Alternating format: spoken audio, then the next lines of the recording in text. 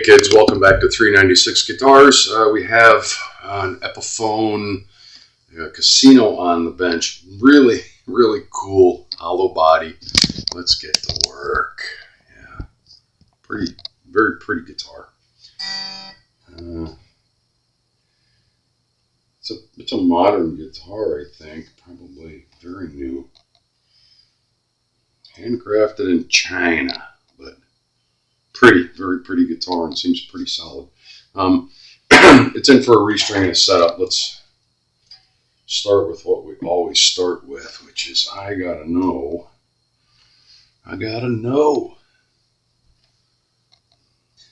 where my relief is. And it is so straight that it's clamping the feeler gauge. And where's our string height in relation? I don't know, but we're going to find out. String height. The string height is really high, and on both sides, bass and treble. Whenever I see that, and I go, okay, well, the neck relief is so straight that there's literally no neck relief, and the string action is really high. That means somebody raised the saddles up in an effort to stop it from buzzing. Now, the client is not complaining about it buzzing because somebody raised the action so high to compensate for that. I am not going to adjust it now. Sometimes I will before the restring, sometimes I won't, but I know we're going from 10s to 11s, flat wounds.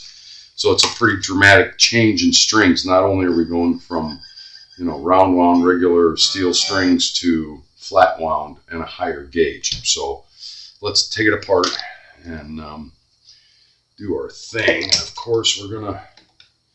I found before I forget, I found a loose strap button on it. I just can't leave that. That was the only one that was loose. Yeah.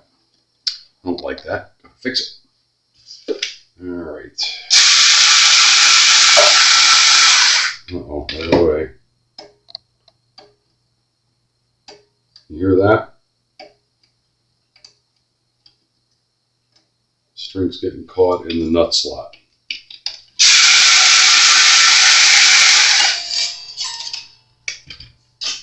And we're going to have to fix that. We just have to widen it, and then we'll check for first fret action.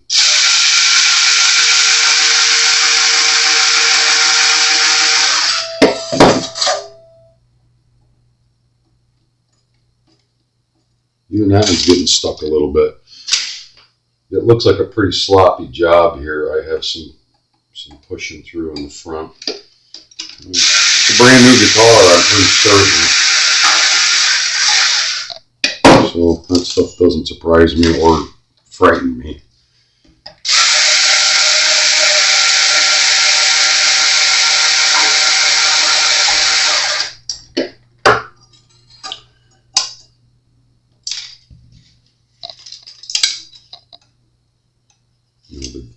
The D is fine, and the other one should be fine too, but the E and the A are not what they're supposed to be doing.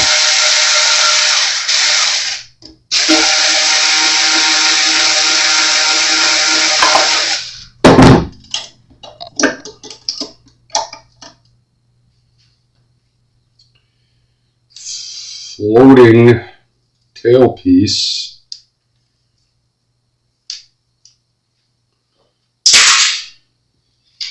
So what I'm going to do when I put the new strings on, we're going to check that fitment at the nut slots for the E and the A, because the flat wounds may not get stuck in there. It might just be these, although the flat wounds are going to be fatter. They might, you never know.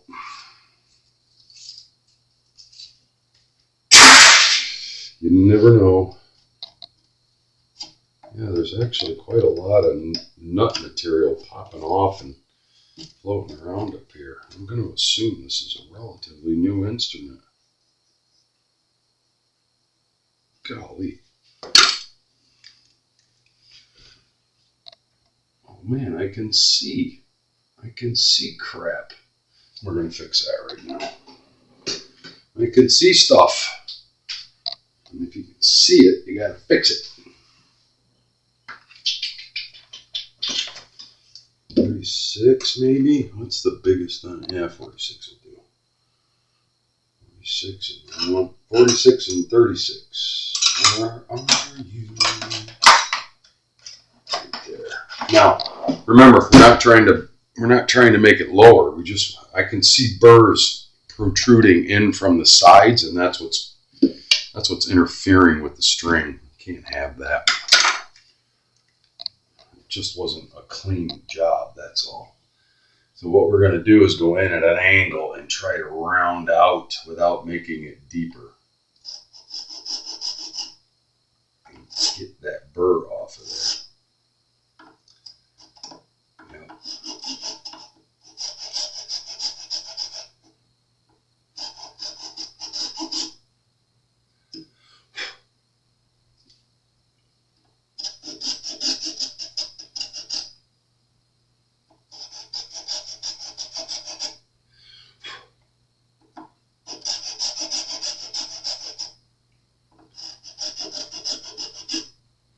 Well, that's better.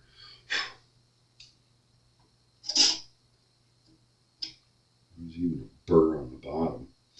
I can even see one in the A slot. Yeah.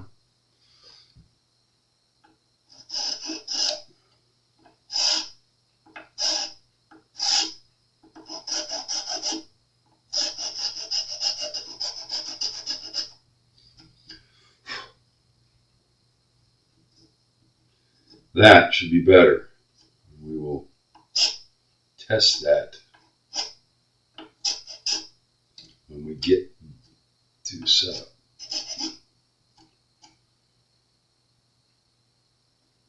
Oh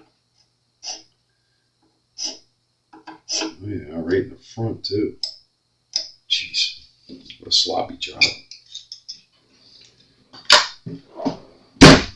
We'll address that when we put the strings in at a later juncture.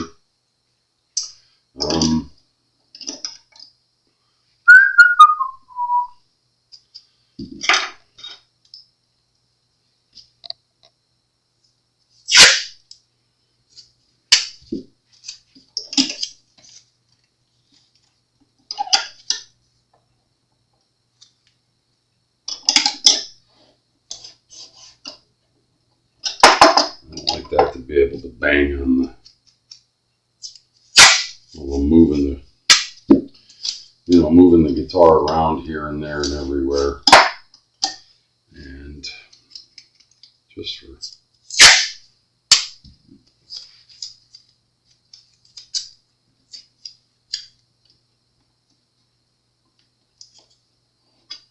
there, that'll hold it from right. Because I have to turn it over, clean it, wipe it down, do all kinds of neat things to it. I don't need that flopping around and banging on this brand new paint job. I'm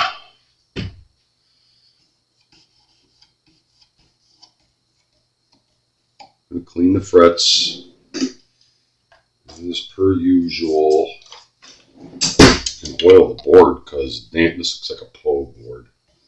Looks like Poe Ferro, if I'm not mistaken, and that stuff is usually so prone to being dry. It seems like it's a much more porous wood. The grains are wide open because we can't always get Indian rosewood anymore. It's hard to source, and you have to have a license for it and jump through a whole bunch of hoops to get it and hold it and have it legally. It can't be transported across lines. There are other ways. Poe Ferro, I believe it's from South America somewhere. It's hardwood, but it's not nearly as good as good old-fashioned Indian rosewood. It's just different. I didn't take the time to finish it too well, but I'm assuming it's a middle-of-the-road price point. China Epi, but pretty.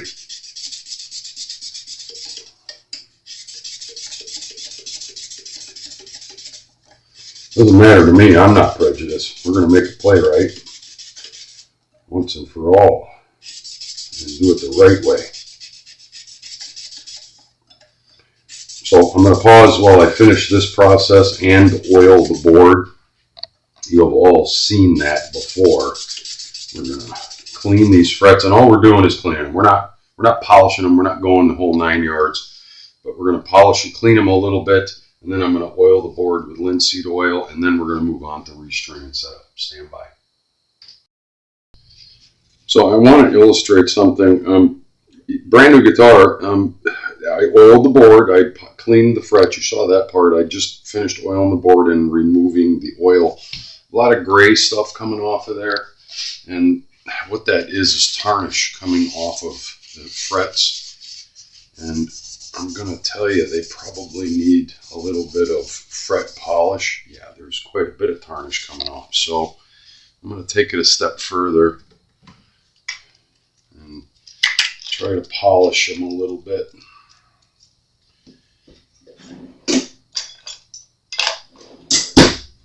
That's a pretty easy process. Just a little, that's the product I use.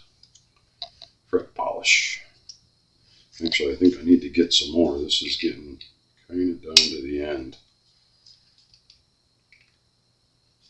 I don't do this on every guitar, but when I see that it needs it, just apply a little bit. Use a fret protector. Apply a little bit, the first 5 or 6 frets, and go to polishing it. And that will show you what you're taking off. And it needs to be done sometimes. It just wasn't a finished polish job when they got done with it. And use a different part of the cloth each time if you can. Cloth, I use paper towel for this. It doesn't need anything more. So you're not putting tarnish back on the fret you're trying to clean. Right? See how much is coming off? Yeah, it's a lot of tarnish. Make sure you clean off your excess as you go along.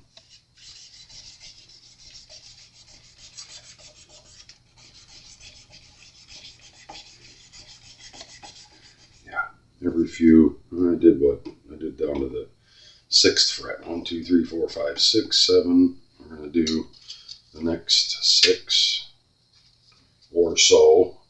Just remember where you're at. You can't hurt it with this stuff. It's just polishing the tarnish off.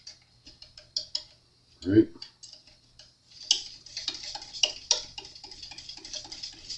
Yeah, a lot of tarnish.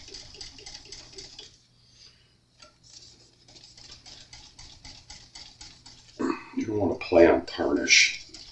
You want your frets clean as much as possible. They're going to get dirty through the normal course of playing, but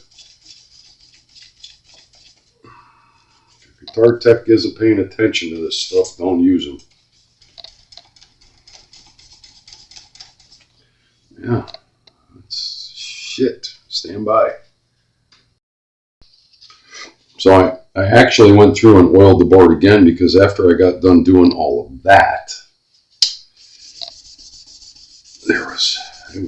it soaked up that oil a lot. And now you can see there's a lot less tarnish coming off of those frets. Because we just dealt with that. Now it's done. All I'm doing now is just kind of giving them the last once over and very little coming off, right? That's what you want to see. Very little, almost nothing. That's what came off first.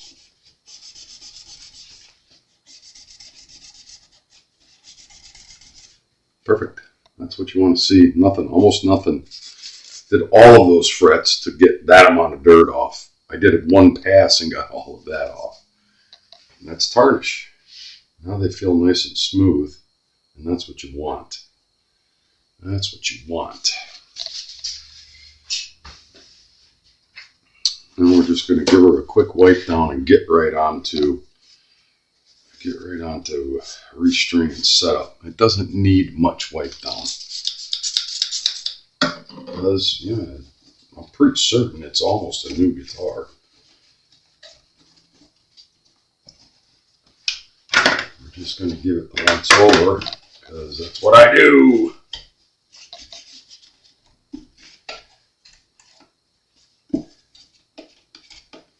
Plus, it'll make it feel smoother when you pick it up. And if you get fingerprints on it, you just wipe them off, because this stuff will leave a little bit of a coating on it. It doesn't need much because it's brand new, like I said. It doesn't need much.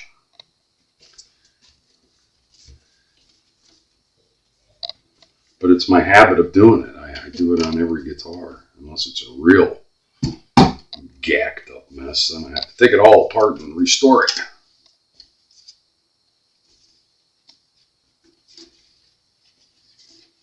He'll know the difference as soon as he picks it up and plays it the first time. It'll be nice and smooth.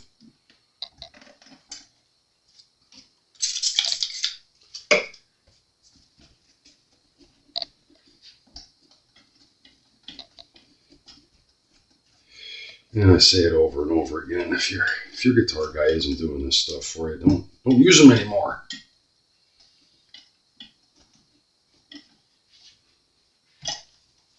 Use me. Call me up. Happy to help. Well, I have it here.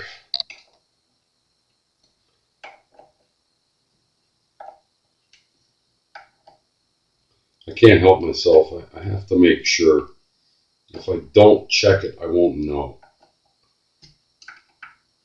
You know, they're all basically a little loose. Not problematic, but now they're snug.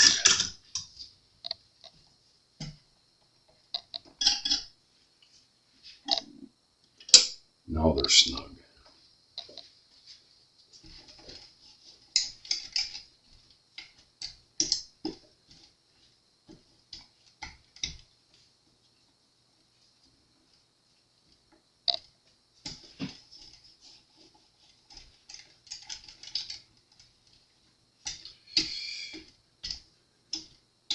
Right, I can live with that.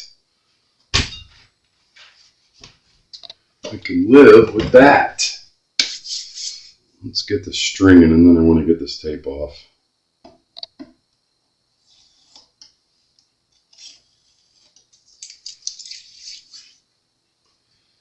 See what kind of strings we got here. Jazz swing. A rash of this stuff lately. Seems to be the popular string. These are really expensive strings. That's all I know, and that's all I'm going to say. Players know what they want. I don't question it. I just do it. I don't question it. I just do it. These are not fun because they don't stay until you get tension on them.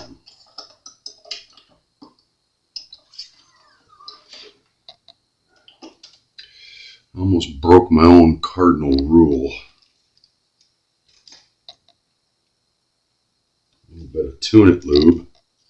And I know my fat head is going to be in the way as I keep going over here to dip into the tune-it lube. I'm going to hit all of the takeoff points where the strings go. What is tune-it lube? Yeah, it's just exactly what it sounds like. It lubes the nut slots. I put a little dollop in there, and I mean a little. And then we're going to wipe off the excess once we get to the strings on. And I also do all of the saddle slots.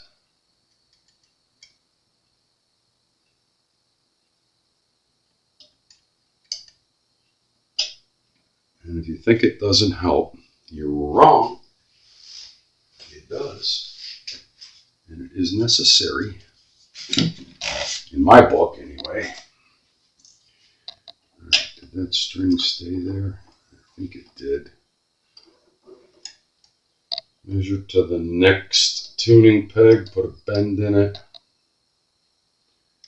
All the same rules apply here. First wrap above the string hole, all the other wraps below.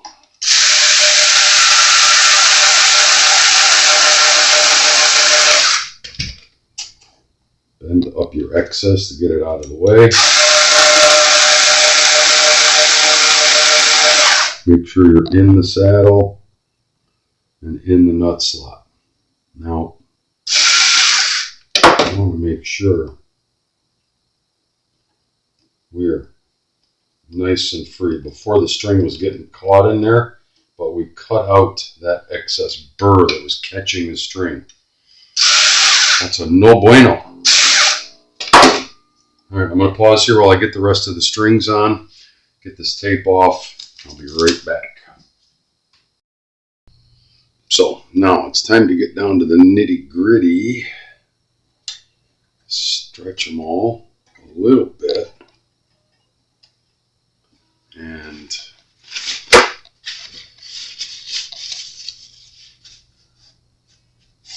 wipe off any excess tune it lube. We don't want that sticking out.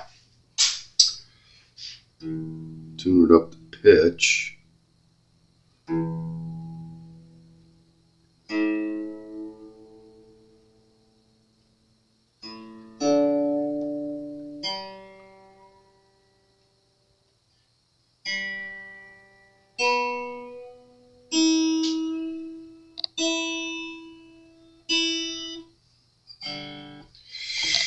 Now, let's see where our neck relief is. So we went from regular steel strings to flat wounds, but a much higher gauge. And yeah, we're still really, really, really straight. Too straight. And that board is as flat as a pancake, and that's not good. It has to have some relief in it. You know. That's why we go through this exercise. Well, I love it when the strings go right over the screws.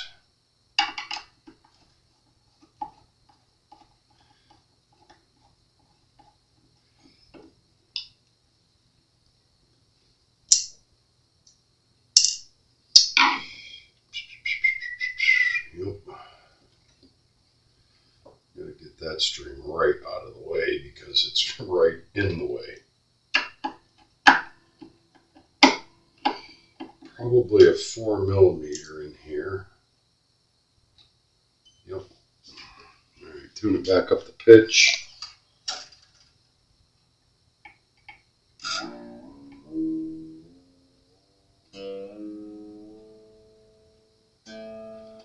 And we're going to have to loosen the truss rod.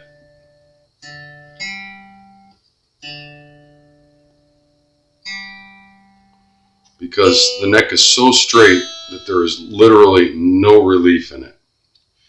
That's why somebody, probably at the guitar store, wherever he bought it, raised up the saddle all the way up, the bridge all the way up, to compensate for, you know, the neck being too straight. Which, I don't know why. It takes a little effort sometimes to do a truss rod adjustment, but not really. It's basically in the middle position. It's completely slack. It does have a two-way truss rod, thank Buddha, which means you can force it into a forward bow or you can force it into a back bow. You can put relief in or take relief out. I far prefer two-way truss rods, I can assure you of that, as opposed to trying to bend a neck back into position when you have to do that. It's not fun.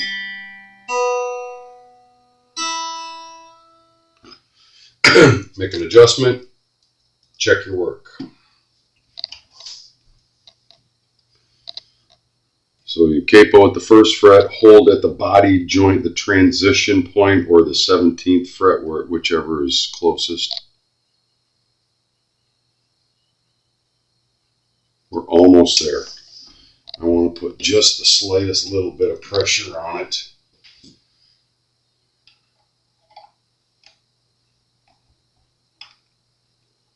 And that should get me where I want to be. Again, always be tuning.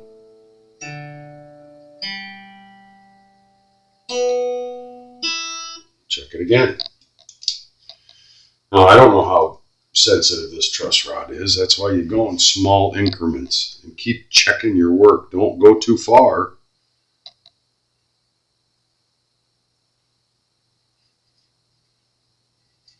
No, I want more.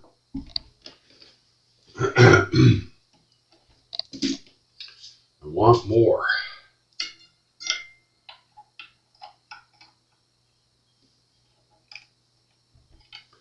I'm doing about quarter turns each time.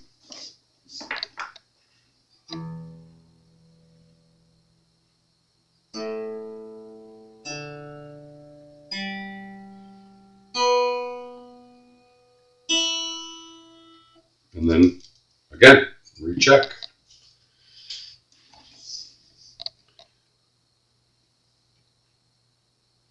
That's what I want.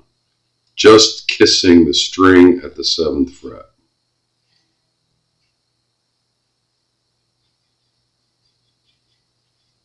It should just be touching the top of the fret and the bottom of the string and sliding in there. That's why you use a feeler gauge. This monkey business, and I say this over and over again because it's my biggest pet peeve. I see guitar techs do this all the time. They hold here, and then they tap it, and they go, "Oh yeah, you got way too much relief in there. Oh yeah, way too much." That's bullshit.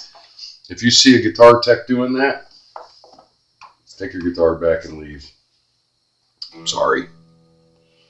That's wrong. You can't tell what the neck relief is by tapping the string, and you certainly can't tell by looking at it. You have to measure it. You have to measure it like I just showed you to do, right? I can live with that. I'm going to put the truss rod cover back on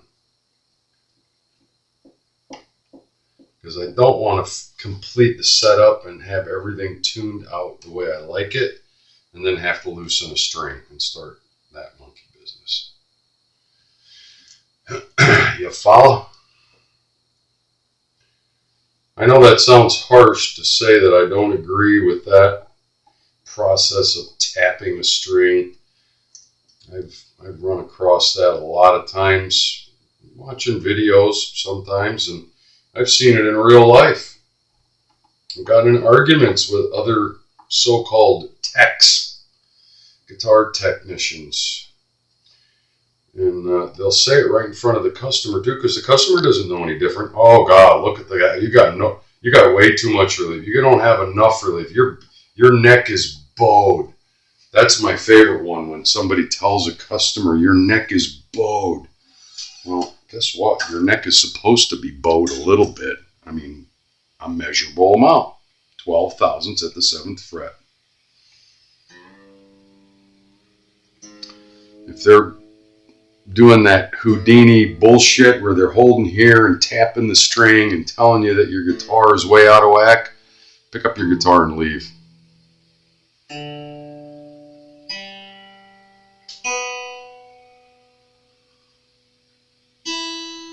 Pick up your guitar and leave.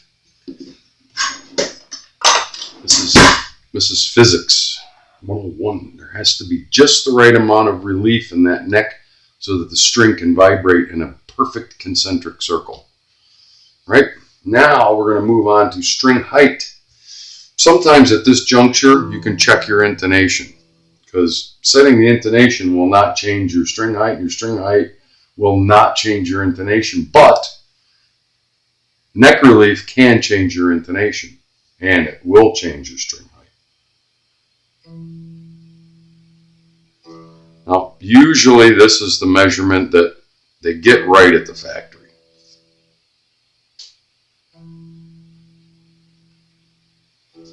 I like that. So you're basically checking your open note,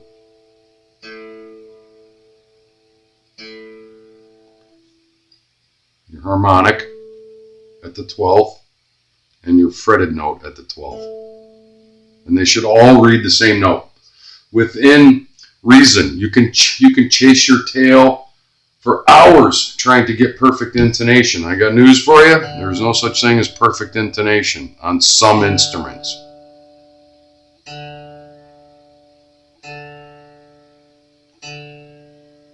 You get it as close as it can possibly be, or as close as the human ear will accept.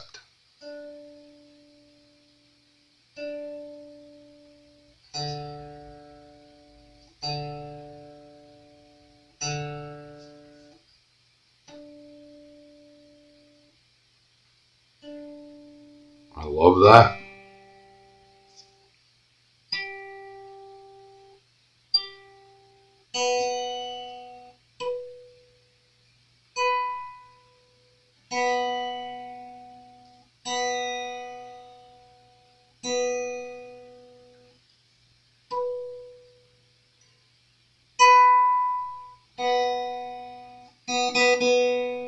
The B is acting a little wonky.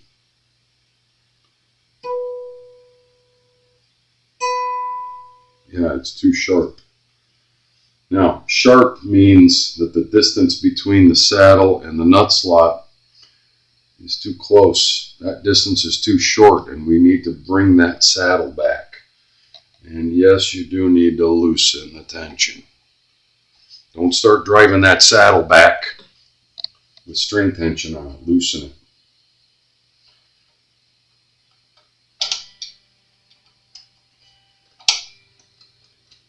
Move your saddle back.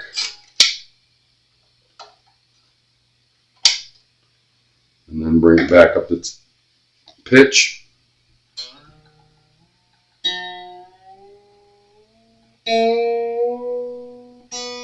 And check your intonation again.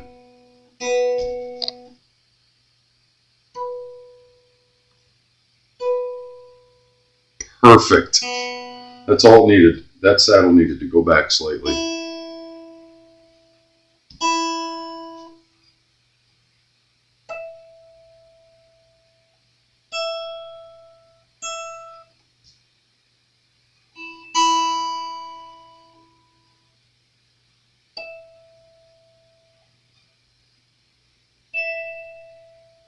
That one's sharp. That's weird. Usually it's a low E that's sharp right from the factory. But this case it was the B and the high E. Loosen your string tension, make your adjustment, recheck.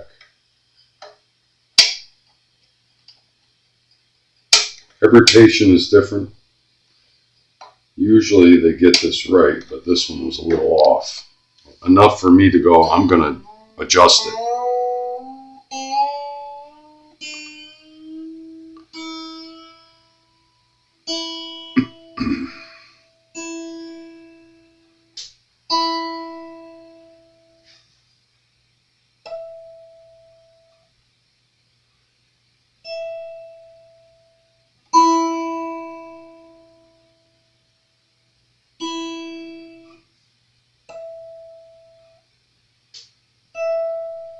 Perfect.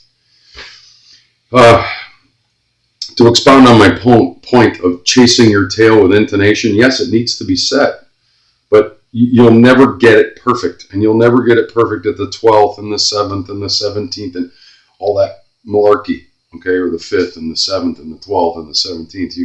You can do that if you want. You'll spend all day and all night trying to get it perfect, and some instruments might agree with you, but if you get it at the 12th, open, harmonic, and fretting the 12th, the human ear will not be able to pick up the difference between the 12th and the 17th.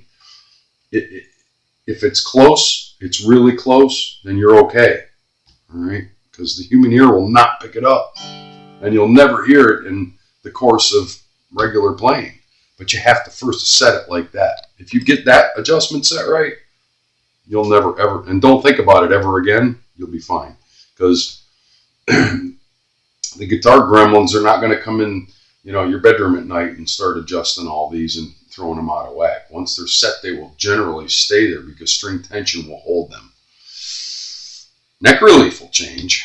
String height can change because this stuff can bend, it can bow. But that adjustment, once you set it, it should be pretty bulletproof for a long time. Now, once all that's done, I can really start looking at string height. And I know the string height was really tall on this to begin with. And I just put neck relief in it, which means it's going to be even taller. And it is obscenely high. It is 7/64 and 7/64. Where we want to be is just below 5/64 on the bass side and just above 4/64 on the treble side. And that's a really easy adjustment to make. Just get in here, and since we're going down, we don't need to loosen string tension, okay? If you're pulling your saddle up, trying to raise your string height, I don't care if you're working on a Fender or an Epiphone or a Gibson or whatever it is, if you're trying to bring your string action up, loosen your string tension. But we're going down, and we're going down a considerable amount. I can even look at the saddle and this bridge assembly and tell that it's way high. I'm going to do a whole turn there, and I'm going to do a whole turn here, and we're going to tune it back to pitch. Now everything's going to be super flat, and we're going to check it again, and then we're going to fine tune it.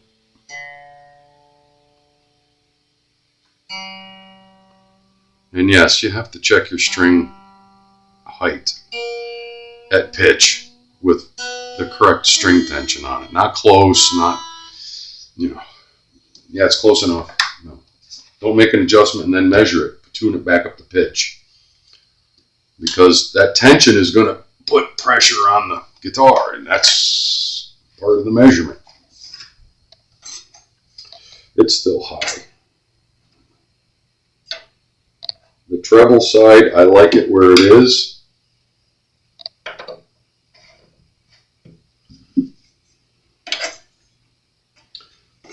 I'm going to tension it back up and see where that is. And if you're really adjusting these a lot on one side or the other, it can affect the other side. So you have to always be tuning and always be checking your work. Make an adjustment, check it. Don't just assume it's going to be good enough.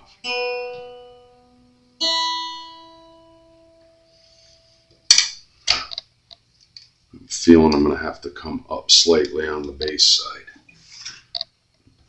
Just guessing at that. Oh, I love that. I can actually go down a little bit more, and that should get us where we want to live. That should get us where we want to live. I want to see the 4/64 line on the treble side, and I want to disappear the 5/64 line on the bass side. Why do I use 64ths? Because that's how I was taught, number one. And number two, it's a smallest measurement you can use to fine tune your height. And 6/64 is 3/32, but use 64ths. They're smaller striations on the measurement scale. It's just what I'm used to.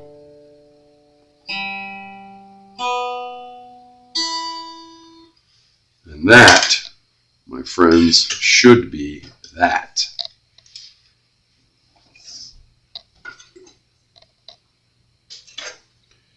Disappeared the 5/64 line and just showing the 4/64 line. That's exactly where I want a tune-o-matic to be set up. If the instrument will bear it, you can go lower, but I don't recommend it because most instruments won't bear it. That's low. That's low action. That's where they need to be. Don't get stuck in that. I want my action really low. Well, there's why. The question I always ask is why, and what is your definition of really low?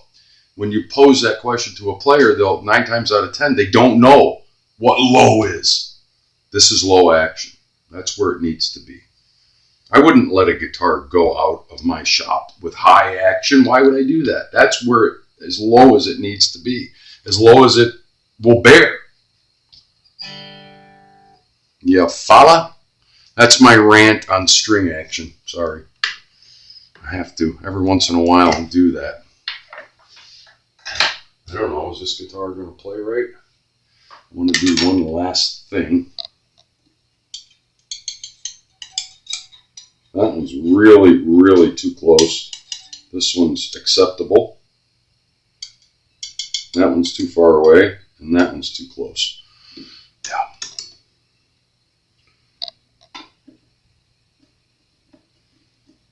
And usually with these stupid dog ear pickups, they don't allow you to do it any more than that. And I don't agree with that. It's too close. I don't like these dog ear type P90s. They're just stupid. You can't lower them. You can't raise them. You have to actually get in there and route it out, and that's bullshit. As long as it's not touching, you're okay. That is poor build quality, in my opinion.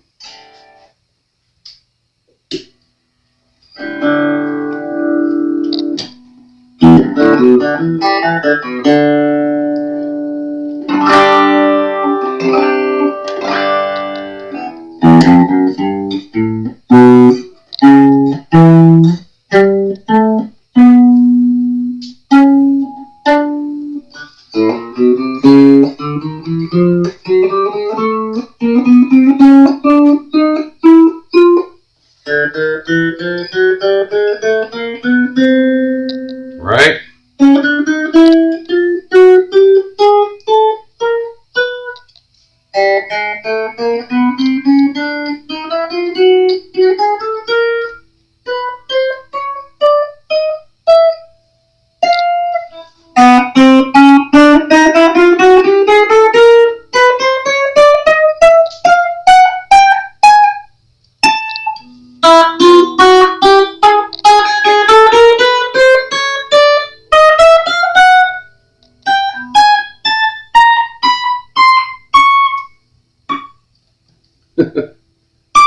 Can't reach it.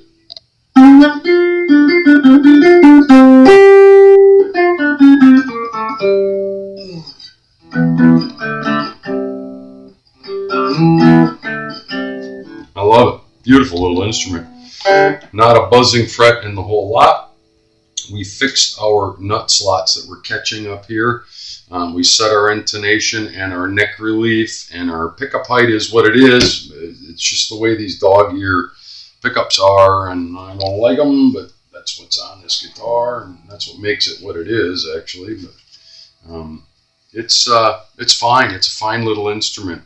For what it is, it's going to play really, really, really nicely. That I can promise you. Now all you got to do is get all of your fingerprints off of it after all that's set up and send it down the road. Goes back to the player. It's your Uncle Blackjack with 396 Guitars. Thanks for watching. Thanks for your comments. Thanks for your support. I can't say it enough. I can't thank you enough. I try to answer all your comments and questions. We'll talk soon. Remember, if you dig what I'm doing, like and subscribe.